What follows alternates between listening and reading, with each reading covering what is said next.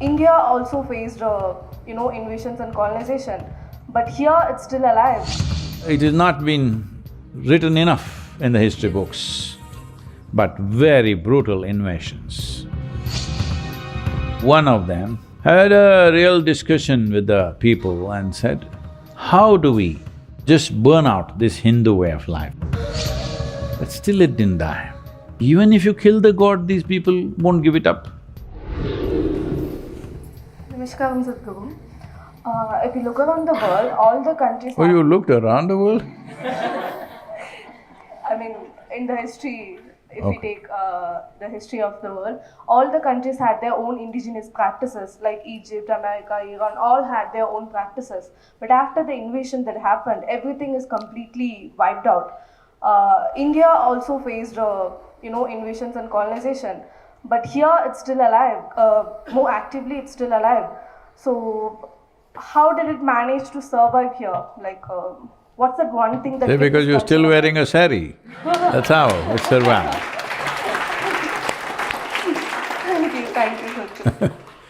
What's the thing that kept this culture alive for thousands of years? Thank you, Sadhguru. See,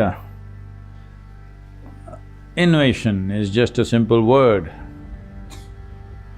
but when you experience it, the brutality of it is another thing. What happens in those times are unspeakable stuff, especially to women. Men get killed, they're fortunate in many ways. They get tortured sometimes, that's a little unfortunate.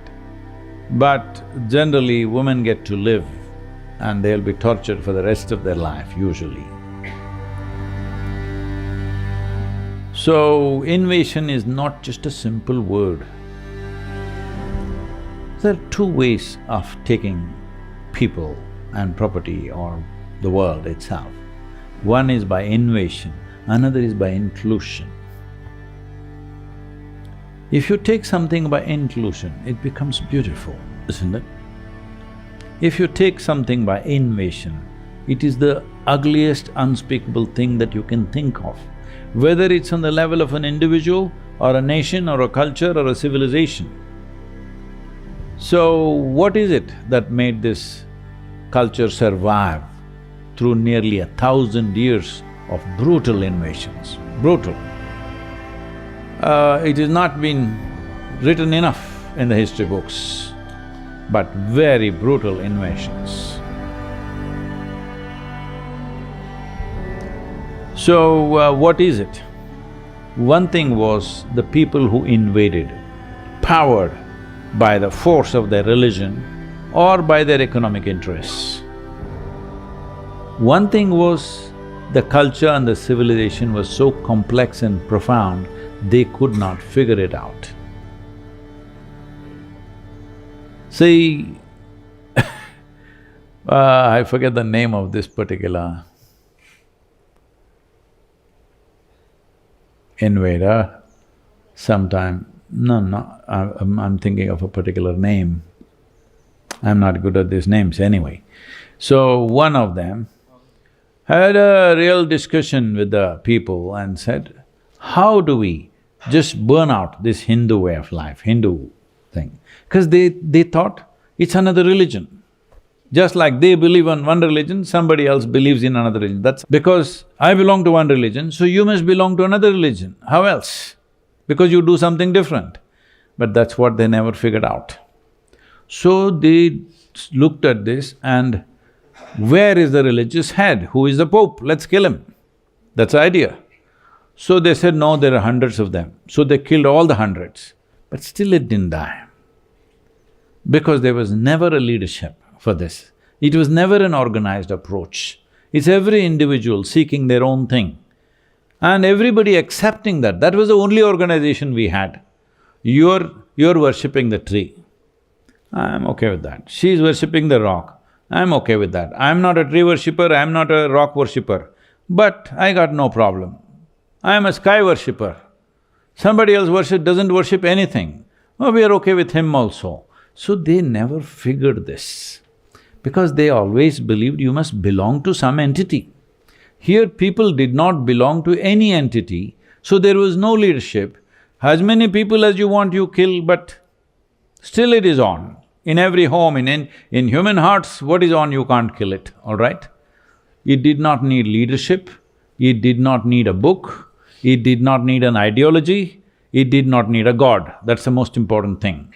So they went about demolishing temples systematically all across northern India. Southern India, you come and see, glorious temples are still here because they didn't come this far down. So you will see phenomenal temples here, you don't see that in the north because they were all largely destroyed. So even if you kill the god, these people won't give it up. You destroy the temple, they got their own little god in their home, they will worship there only. You destroy their home, they're carrying it on their body and they'll worship here only, Atmalinga they got. What do you do with these people?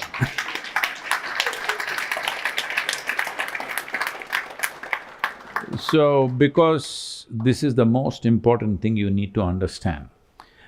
India is… Bharat, as you know or you do not know, is an organized chaos. People don't understand this. So if you look at India, it looks like it's going nowhere. Because we are not like an arrow. Arrows will fly for some time and go down. We are like a swarm of bees. Every bee seems to be going in a different direction, but in the end all of them go in the same direction. It's happening very effectively.